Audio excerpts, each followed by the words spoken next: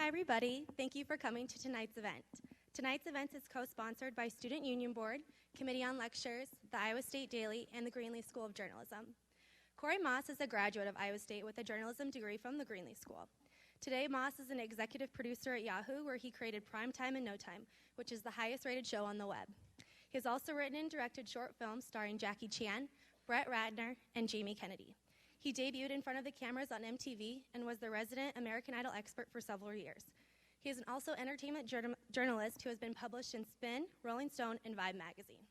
Corey Moss co-directed, wrote, and produced tonight's feature documentary, Dear Jack, about Jack Mannequin and Something Corporate singer Andrew McMahon and his battle with leukemia at the age of 22. So tonight we're just going to kind of have an informal question and answer session with Corey, and then we'll show the film Dear Jack. So without further ado, please help me welcome Corey Moss.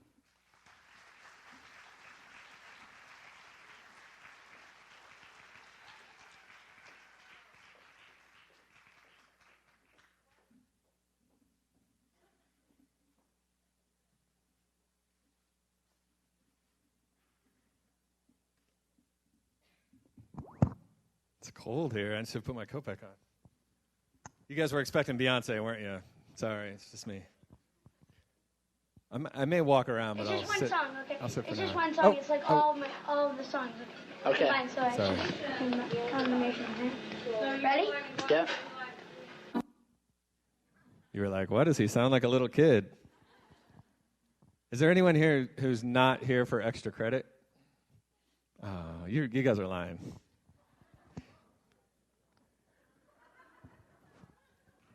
Well, thank you. Even if you are here just for extra credit, thank you. I was expecting like 15 people, so this is overwhelming, and it's very exciting for me. I think the last time I was in the Great Hall, I was DJing a wedding reception and doing like "Come on, Ride the Train" like around the room. If that gives you any idea how long it's been since I've been back to Ames. But I did graduate from Iowa State 10 years ago this fall, and it's good to be back here. I haven't been back in a long time. So I came to Iowa State about 15 years ago out of Urbandale. Any Urbandale? Yeah, what's up? And I walked, before classes even started, I walked right up over to the Daily with my book of clips in hand and went up to the editor and I said, I'm here to get a job and I want to show you what I wrote for my high school paper. And the editor just sort of laughed, and I didn't really realize that anybody could get a job at the Daily, and that you didn't need to win them over with your clips. But I got the job, and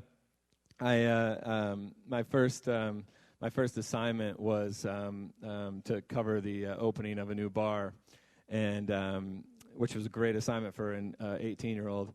And so I went down to to a place that used to be called the Dean's List, which I just drove by and is no longer called that. And sleeve is distracting me. And stood outside the bar at 2 a.m. and had some very insightful interviews with people as they were leaving to cover the opening of this bar. And one of the ladies who exited said, you should come by. You're with the Daily. You should come by my sorority tomorrow because Bob Dole is going to be there. And so I went back to the office the next day to write my Dean's List story. And I said, hey, you guys know that Bob Dole is going to be at this sorority, right? And they're like, oh, you want to cover it? And I was like, oh, well, I was kind of hoping to do the entertainment thing. And they're like, no, you should go. So I hadn't even started classes yet, and I was at this Bob Dole event at this sorority. And the next day, it was the top story in the Daily. It was the very first day of school. And I think maybe by the third or fourth day, I walked over and I changed my major from architecture to journalism. So it was exciting, and I think that there's probably some people here from the Daily who have had that same level of excitement, and that's probably why you're here. I definitely made the most of the Greenlee School in my 4.5 years at Iowa State. I worked all 4.5 years at the Daily. I worked for Ethos and also had my own radio show on KURE. Does that still exist? Nice. I had the 6 to 8 a.m. show on Thursday mornings, the Mug Night Hangover show. And I knew that I had a huge following because I would get on and I would say, all right, if the person who calls in and names the next song wins $100. And then there would just be silence, no phone calls. So I think I was literally playing for no one. But it was, and I had a roommate who was from Australia, and I had him on one day, and I told no one that I was interviewing Russell Crowe, and they should call in with questions for him. And we did a whole fake interview with Russell Crowe, but no one called in. But I also, at the Daily was a little different, because at the Daily I actually knew that I did have people that were reading the stuff that I wrote. And in fact, I knew that because I had a column, and one of the first columns I wrote about was how Vanilla Ice was the most underappreciated artist and was really a true genius, and which I still believe, and I can debate, which we can do later. Within a couple of weeks, I had a mail that I was getting at the Daily of people sending Vanilla Ice stuff. So I got a board game and a comic book, and I got a Vanilla Ice Barbie doll. And I still have all this stuff, except for the Barbie doll. I gave that to my kids a couple of months ago, and I was pretty proud because my son was asking me who it was, and I told him. And then a couple of months later, my wife was taking us all to the Kids' Choice Awards, and she was explaining to them that there was going to be a lot of famous celebrities there. And my son said, "You mean like Vanilla Ice?" So he was disappointed in the Jonas Brothers but that Vanilla Ice wasn't there. So I have a few notes, so I'll be looking at them a little bit. Let's see, Vanilla Ice, cut. Okay. Speaking of childhoods, like I said, I'm from Urbandale.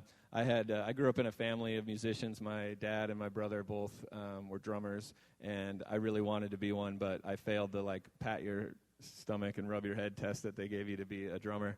So they made me play the tuba, which was cool, except that the tuba was the one instrument that you didn't get a case to carry it home in. So on the bus, I just had to carry the tuba. And so people would chant on the bus to get me to play it and stuff, and then somebody threw a tennis ball in it and it got stuck, and then we couldn't get it out, and it ruined the tuba, and then I just couldn't play it anymore, and so I got kicked out of band. So I never really got into playing music for that reason, but I was always around it. So I did I did some promoting, and even in high school, I brought bands in and had shows, and I did some managing of local bands. And then when I was in high school, my high school journalism teacher told me that I could get free CDs if I reviewed them. And so that was really the reason I got into journalism, so that I could get free CDs. And so when I got to the Daily, I really loaded up on free CDs. So you guys are like, "What's a CD? Never heard of that." This was, before the iPod. So I came to the Daily really hoping to review CDs and not go to the Dean's List at 2 a.m. But what I really fell in love with right away was actually interviewing artists. And so I spent most of my time at Iowa State at the Daily interviewing bands that came through and that sort of thing. And I thought I was really good in the beginning. I would ask bands really creative questions like, "How did you get your name?" and what do you sound like? And I was talking to a band that was coming down to a singer who was coming down to the M Shop, and I said, what describe to me your sound? And the guy just said, "Are you serious?" And it turns out it was Arlo Guthrie, who is Woody Guthrie's son and one of the most iconic singer-songwriter folk singers of all time. And he, played at Woodstock. You might have heard of it. I had no idea who he was. So from then on, I realized that the value of doing actually good research before you do interviews. So scratch off Arlo Guthrie. That story bombed. Okay. You guys thought that you were going to get a boring speech, and I'm just cracking jokes, but that's okay. How many people here write for the Daily?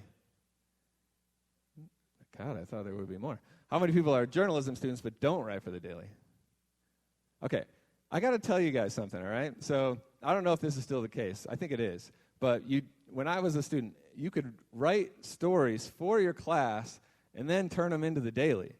You know what that means? You get paid to do your homework. never really understood why not everyone did that, but hopefully you'll go back and turn those homework assignments in and get paid for them.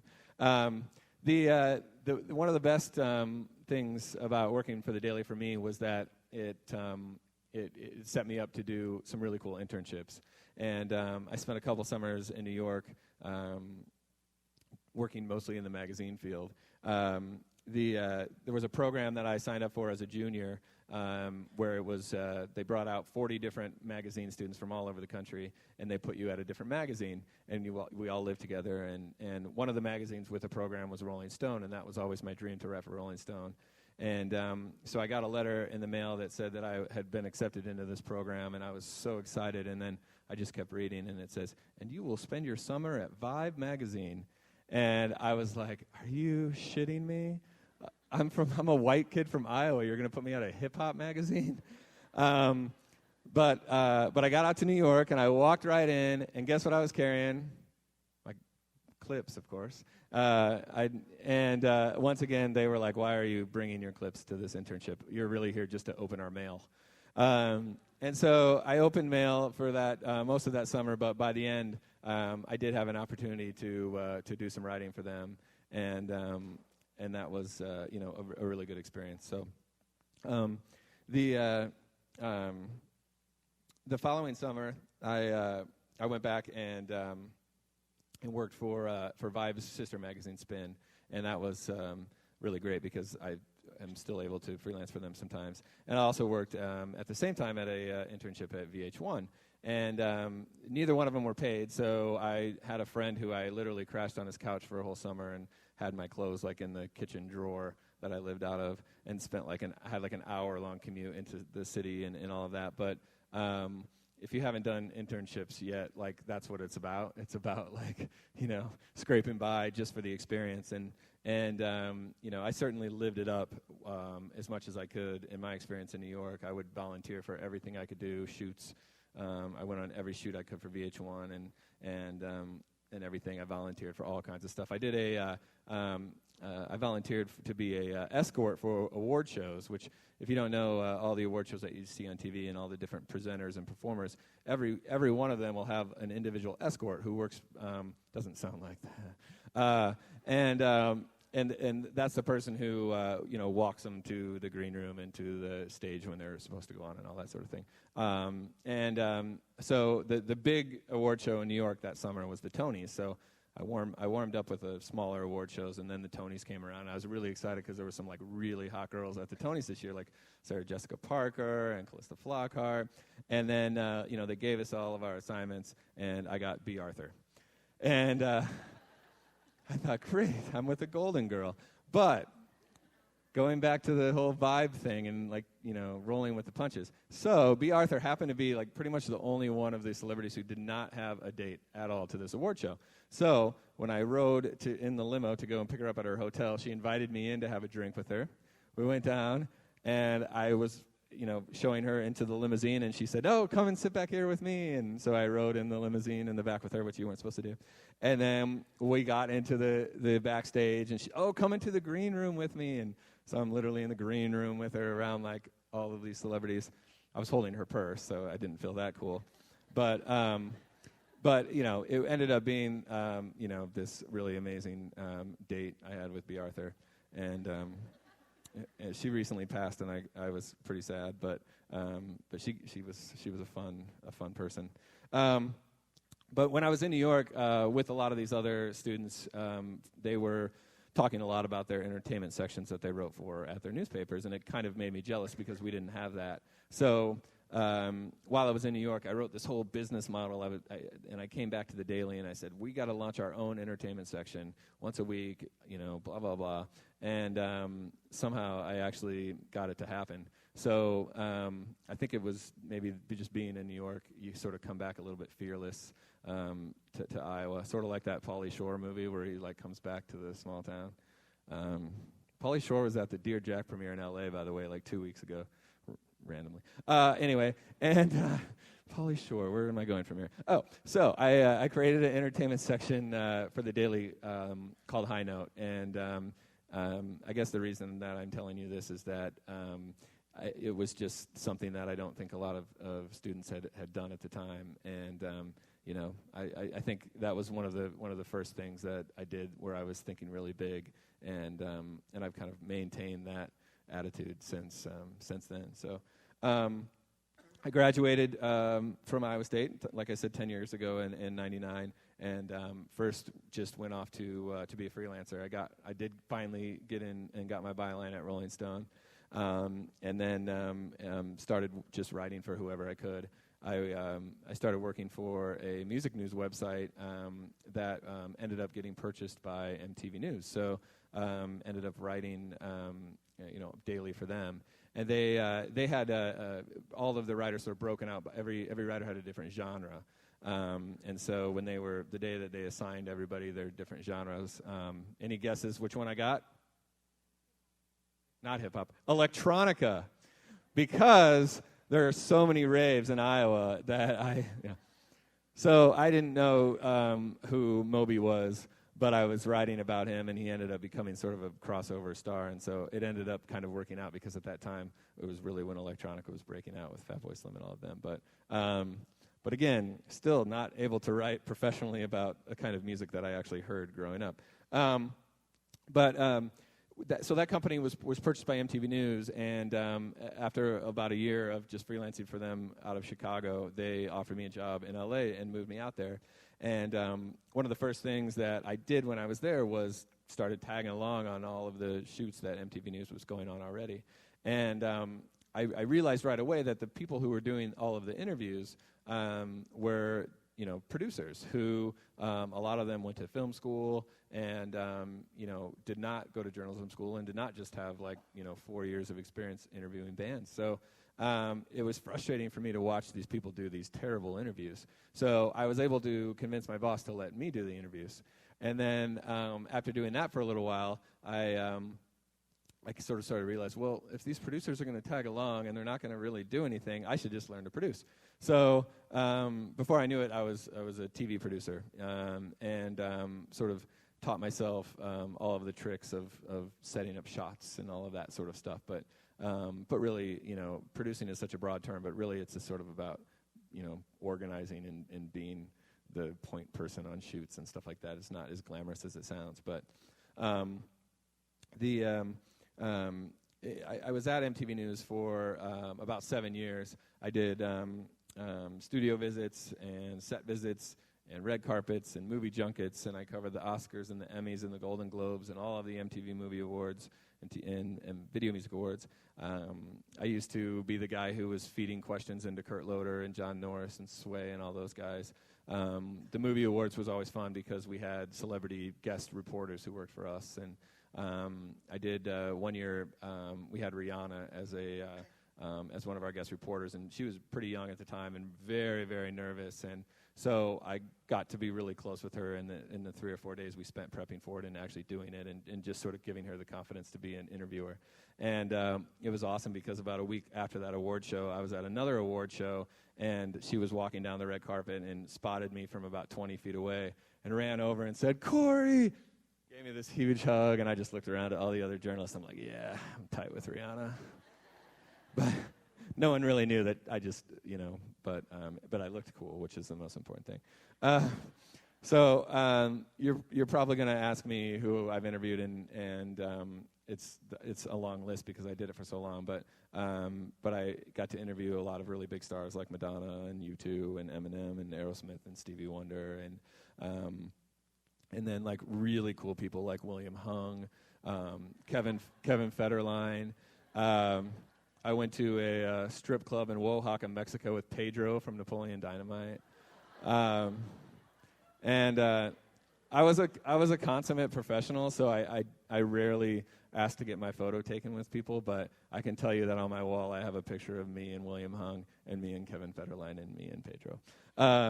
Because you have to get that, right?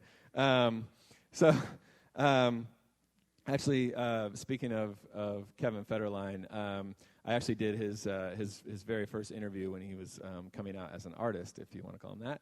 And we went to a studio, and he had played a couple of his first songs that he was doing. And put them in and started dancing while I was listening to them. And anyway, that video ended up becoming this viral video, and people were taking it off of line and putting different music to it. And this is really funny. If you go home, just like type in Kevin Federline Studio or something on YouTube, and you can see all of these just hilarious videos of Kevin Federline like dancing to like Peanut Butter Jelly Time and like ridiculous songs like that. But that was actually that's like my claim to fame, that I was the guy who did that interview. And like I think last year Weezer did this video where they spoofed a bunch of famous viral videos, and they spoofed that video too. So that's my even cooler claim to fame. I was also behind one other viral video, which was the infamous Kanye West Grammy rant. I'd done an interview with him right around the time when the Grammy nominations came out, and he was not very happy, and that was really fun for me. I was on the Britney beat for several years. I was at the hospital the day her son was born. That sounds so pathetic. I covered the first 5 seasons of American Idol. I went on the American Idol tour for a couple of years. I actually got to know the idols pretty well. I wrote a lot of the bios for the American Idol. A bio is the thing that the record label sends out with the CD to all the journalists. I'm thanked on a lot of the liner notes of the idols. I got to know Kelly, the first idol, very well. She is still like probably the nicest person that I've ever met. So if you've heard that about her, it's totally true. I covered the Michael Jackson trial. I lived in Santa Maria for a couple of months. I went undercover one day as a super fan, and I sort of like lived within all of the crazy Michael Jackson fans from around the world that were there. And the day that I was doing that happened to be the day that Michael invited all of his super fans back to Neverland. So I jumped in the car with some fans who I had never met and drove to Neverland and was like texting my boss like, I'm going to Neverland, and he's texting back like, you're crazy.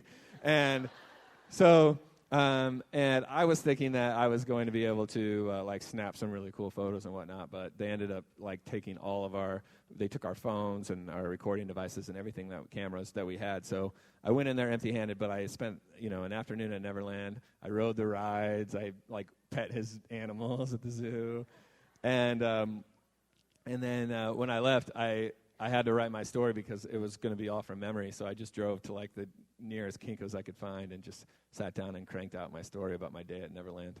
I still actually remember my lead. It was something like,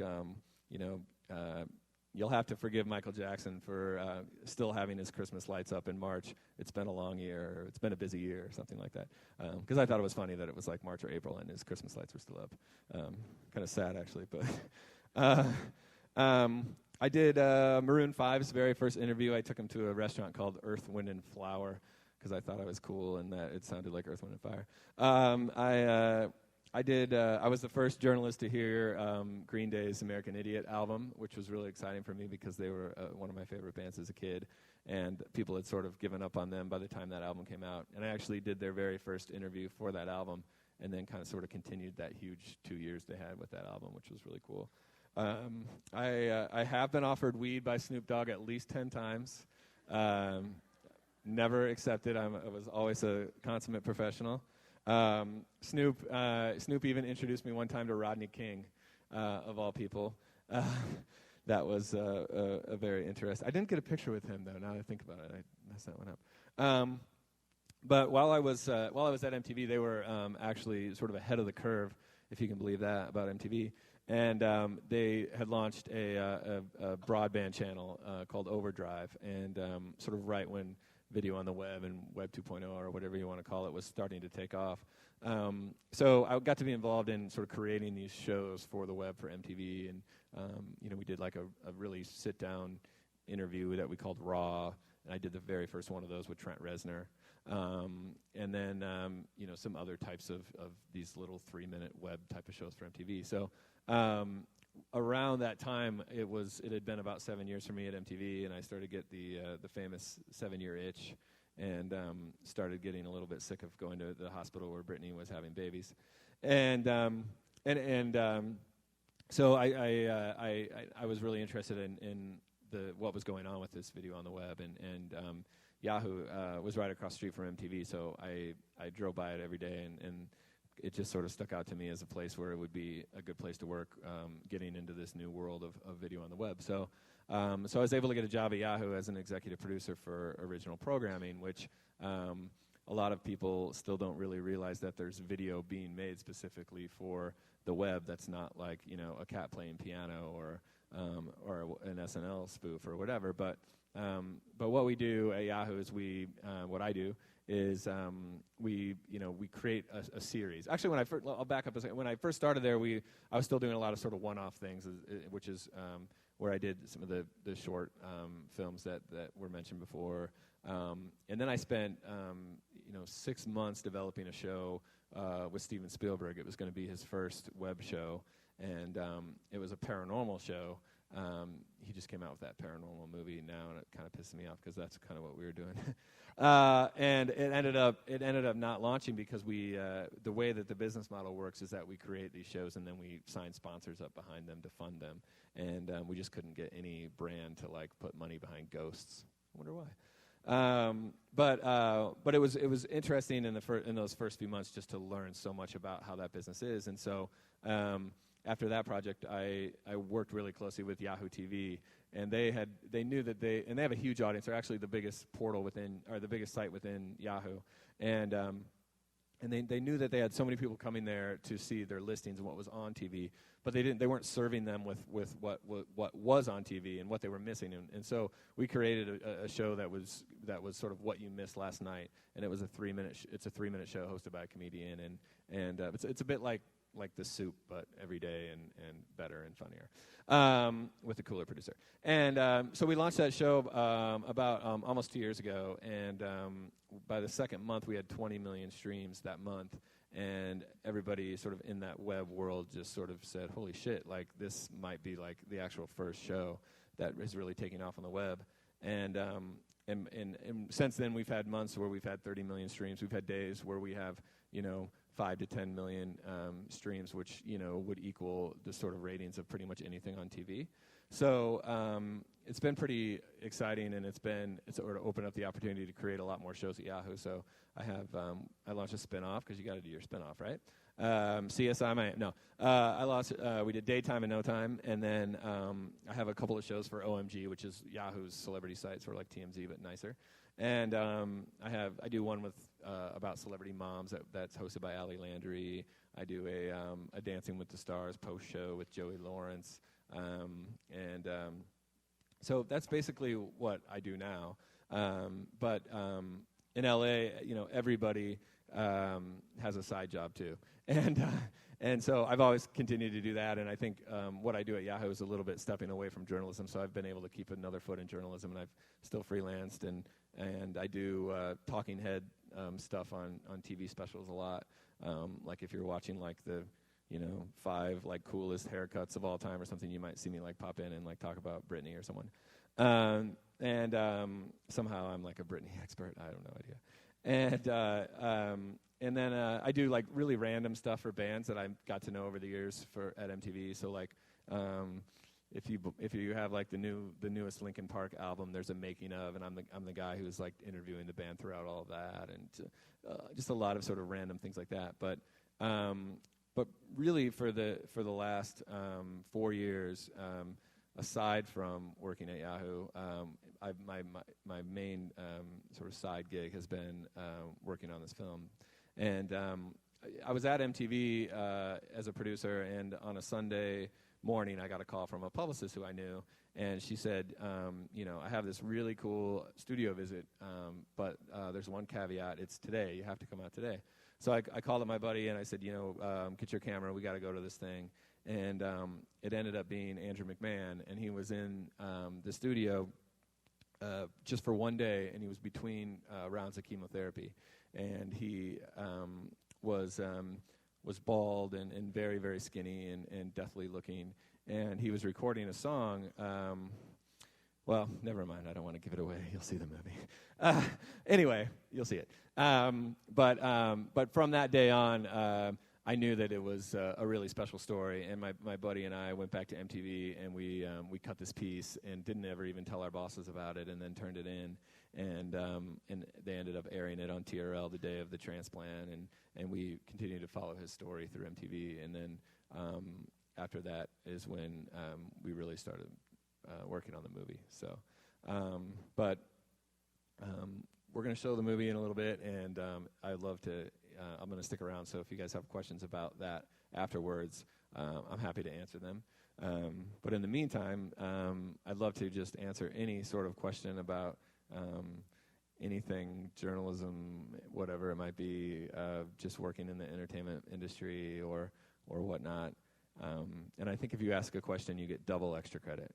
So who wants to be? And I think there's a microphone back there if you want to like be really brave, or you can just stand up and yell.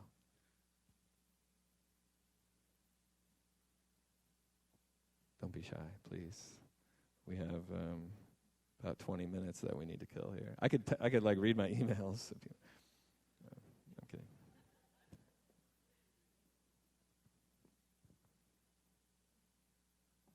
Yes, sir. Thank you for being brave. You win a free Dear Jack poster. Serious, come and get it afterwards. I forgot to mention that I have posters if you guys want some after the movie. But go ahead. What's that?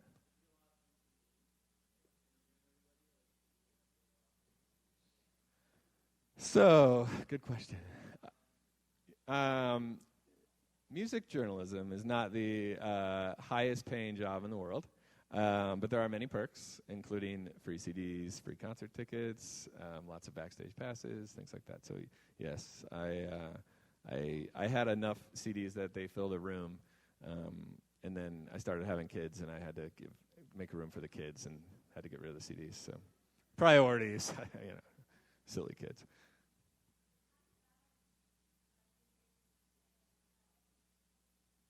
Excellent question. Very timely, too, because I just mentioned my kids. I like that.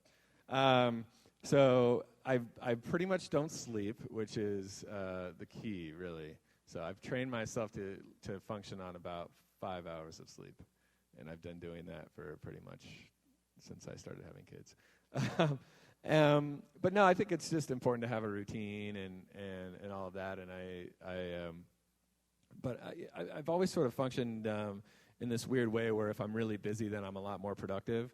And so if I'm not busy, then I get like lazy. And so I've always just tried to be really busy, and I'm just sort of used to it by now, if that makes sense.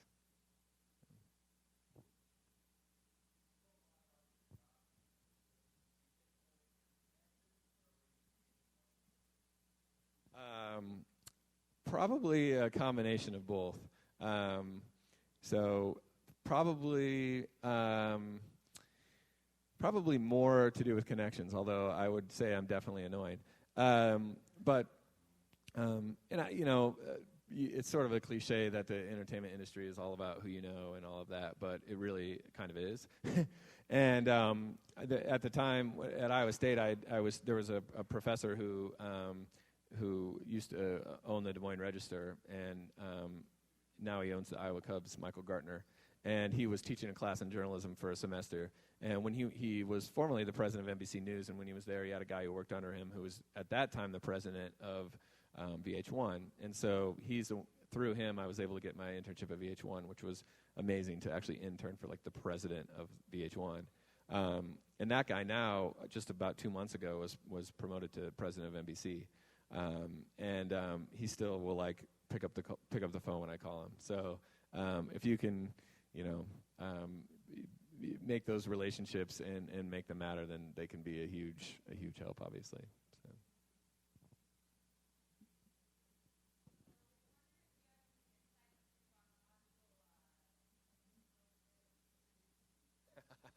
So we've been doing these screenings of this movie all across the country with Andrew, and we've been doing Q&As afterwards, and that's usually the first question that we get. So I do have a little insight because I've heard him answer several times. So right now he is recording his next album, but they are talking about doing a reunion with something corporate. So.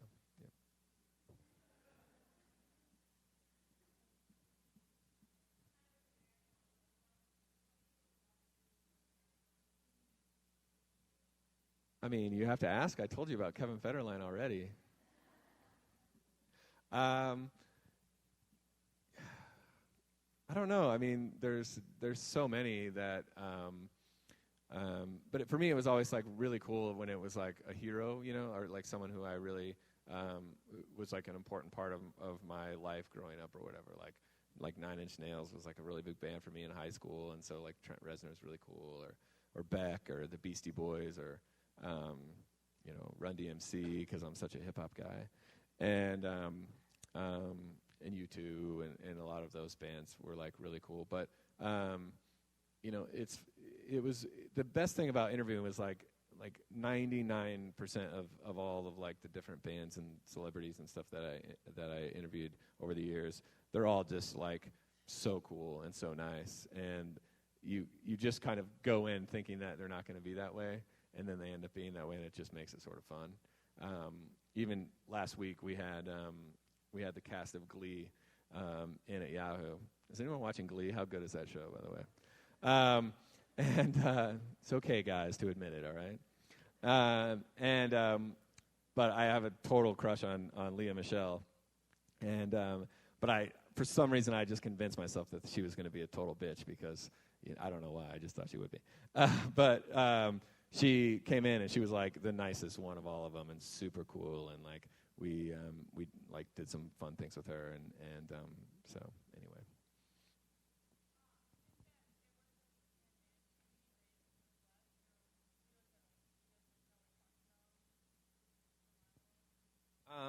I think that it was a disadvantage in some ways that when I first started at MTV and when Spin and stuff like that there were a lot of people who were like way more trendy than I was and way more exposed to a lot of music.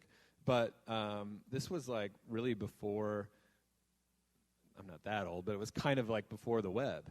And so, you know, when I was growing up, like we didn't have like, the web to go and discover new music and buy new music. And like the only way for me, like the only way I ever heard cool music was like on a show on MTV called 120 Minutes on Sunday nights. But other than that, it was like, we didn't even, at that time, didn't even have like an alternative rock radio station in Iowa. So in that way, I sort of felt like it was a little bit of a disadvantage, but there was so much more of an advantage that made up for that. And I would say the biggest part is the work ethic. And, I think that that good Midwestern people like all of us have a really strong work ethic. And I found that going out on the East Coast and the West Coast, that I would just sort of work like I normally would, and people would be astonished by like how hardworking it came off as, which was a good thing because then I could slack and still fit in. And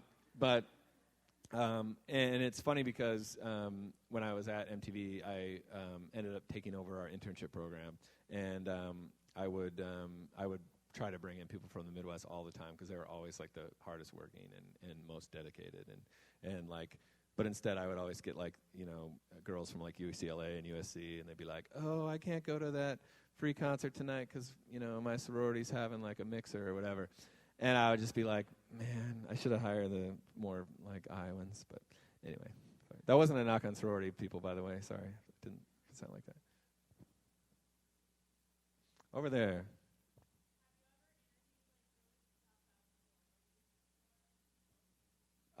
Yeah,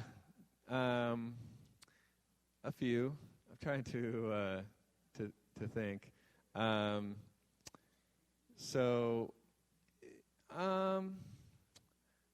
who's like, do I want to destroy here?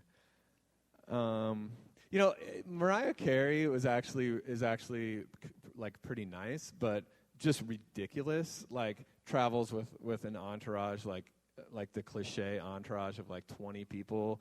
And I probably interviewed her like 3 or 4 times, and every time we would go and set up like our elaborate set with like all of our lights and everything.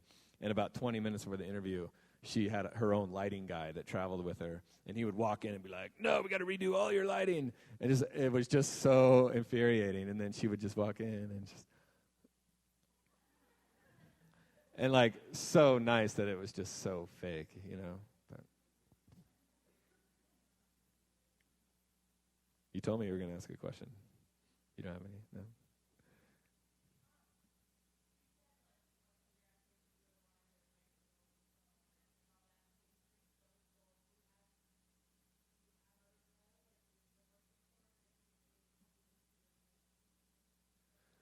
No, I'm pretty much giving up after tonight. It was like, speak at the Great Hall, out of here. I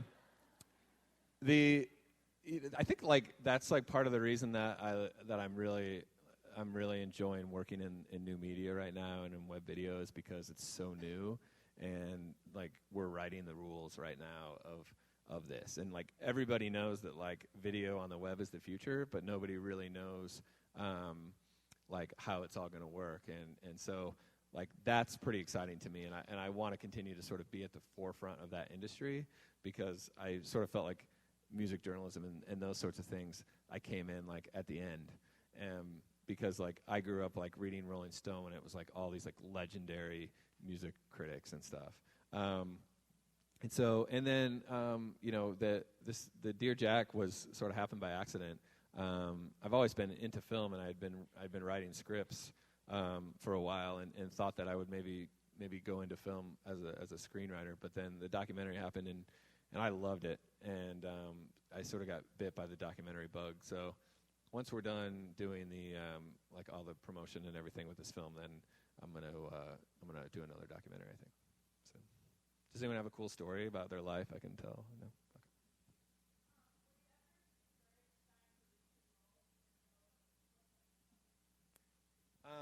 Yeah, like all the time. And, you know, I don't know. I guess it's just, I don't like, you just have to keep going, right? I mean, I don't know. It was never really in me to like give up on stuff. But like, you know, I still like with this film, like, you know, it took us really like 4 years to get it distributed. And, you know, like, last year around this time, we were like, we're in a few months, we're going to be the shit at Sundance. You know, we're going to be like cruising around with, you know, Natalie Portman and stuff. And like we thought we were like a golden ticket into Sundance, and then the film didn't even get in. And so like, you know, we've certainly had like roadblocks with the film. And then like, you know, career-wise, you know, I think there's always just things that come that happen. And you know, for me, it was always just about like, or it still is. Just soldiering on and trying to stay positive.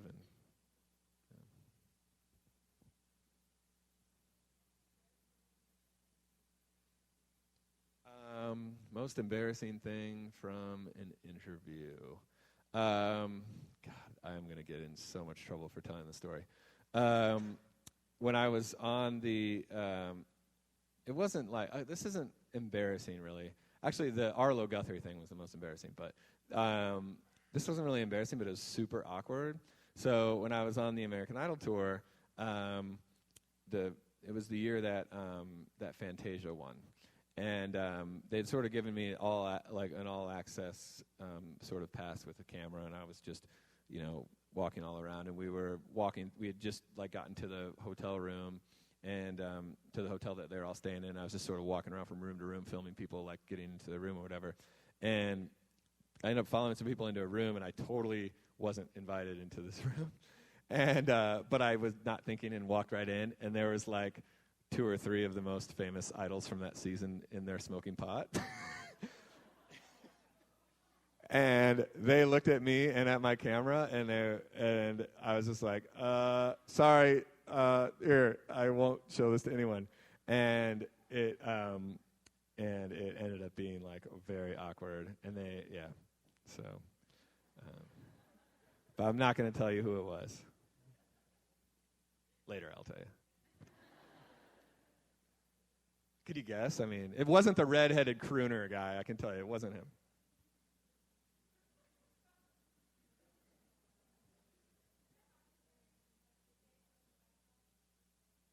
You think I'm professional?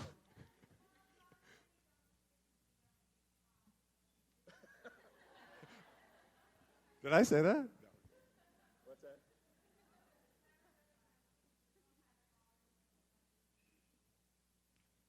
Yeah, and if you think I'm a total consummate professional, then I've totally duped you, because I'm not. I mean, you know, I think like it's important to show a lot of professionalism at the start of an interview, especially when it's like the first time you've ever interviewed someone, and that's really important to me. And it's really important to show that I've done my research whether how big or small the band is. I would never insult someone and walk in and be goofing around or not know what I'm talking about. But, you know, it is the entertainment industry, and it's fun. And a lot of the, you know, when you do it for a long time, then you start to interview people like the same people over and over, and then it's much easier to be more playful with them and more fun with them. And you know, after when a couple of years ago, when my wife was turning 30, I thought it would be really fun to make her a video of a whole bunch of celebrities saying happy birthday to her.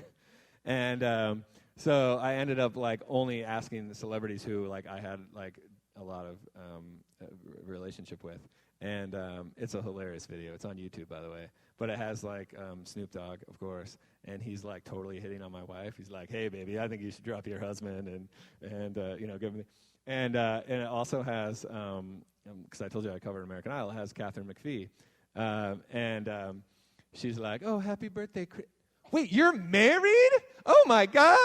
And like I had been flirting with her like the whole interview or whatever. So I think it kind of backfired, but it was still a cool gift. So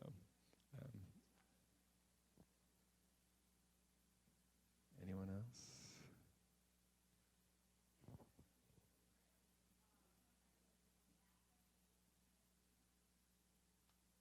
What aspect are you trying to get into? No, you know, I would say it definitely would vary on like what part that, you know. But I think like it's really important to do the absolute maximum that you can do where you are first. You know, so like I was sort of saying, like when I was here, like I worked every single semester at the Daily, the magazine, the radio station, and you know, just everything that you can. And sometimes I think like living in Iowa that you have to create opportunities for yourself that aren't necessarily there. And I've had a lot of interns that worked for me over the years who, you know, are going back to they finished their internship with me and they're like, "Oh, I got to go back to Iowa and there's just nothing to do, and like how can I keep, you know, this momentum going?" And I was just telling them, like, you know, you got to create opportunities for yourself, like, you know, start your own blog and you know, try to like build up your own viewership that way, or you know, whatever it might be. So, and then but I think, you know, once you can sort of maximize your opportunities where you are and you feel like you've done that, then I think it's time to move on to maybe a bigger city that might give you some more opportunity or whatever. Not to say that you can't do entertainment things in other cities too, but certainly it helps. So, I mean, you know, I hire a lot of people, and I get a lot of resumes from people who are, you know, they send me the resume and their address is still like something in the Midwest, and you know, I'm really looking for my first job to come out to LA, and it's hard because you want to give people that opportunity, but you also sort of question their commitment if they haven't moved out there yet. And so it kind of makes it a little bit tough, but.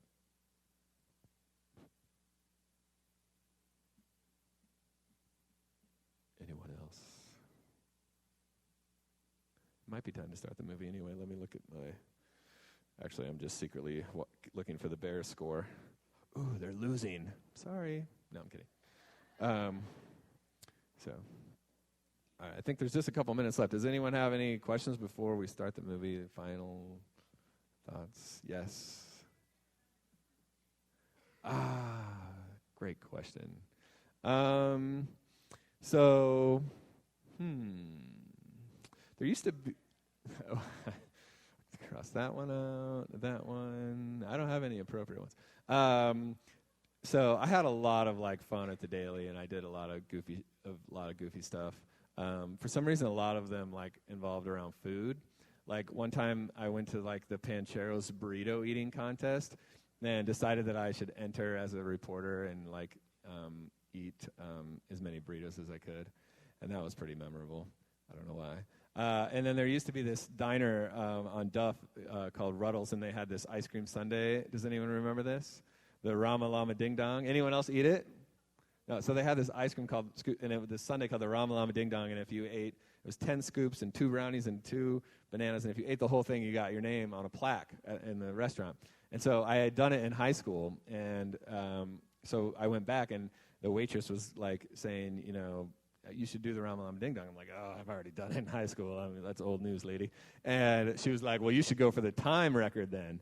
And so I sort of got the challenge. So I ate this whole sundae in 14 minutes. So, which was awesome, and I was super sick.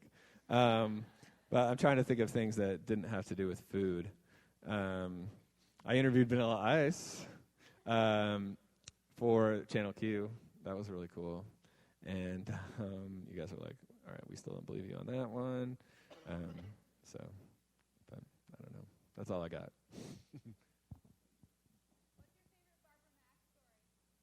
Oh, man.